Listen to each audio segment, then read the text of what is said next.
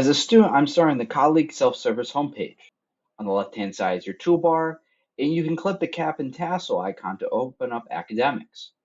Right now we're picking out classes, so let's jump to course catalog. Let's say I want to complete Arabic as one of my analytical skills.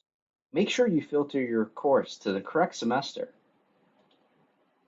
and view the available sections for this elementary Arabic. Right now I can see that there's 3 people left in this class, so I'm going to add section to schedule. Hit add section to confirm.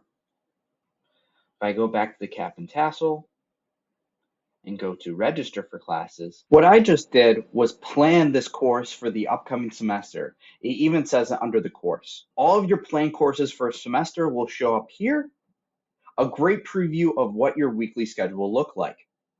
However, you can see that the register button is grayed out because I still have to connect with my advisor on the upcoming schedule. Your advisor may reach out to you on how to schedule a meeting, whether it be through an online calendar like the one above, or a physical calendar like this example below.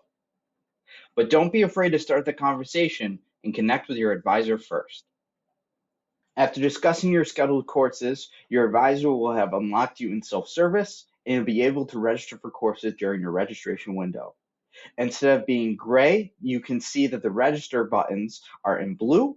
You'll be able to click register now in the top right for all your courses or individually under each course. After registering your courses, you can see your classes change from planned to registered, but not started.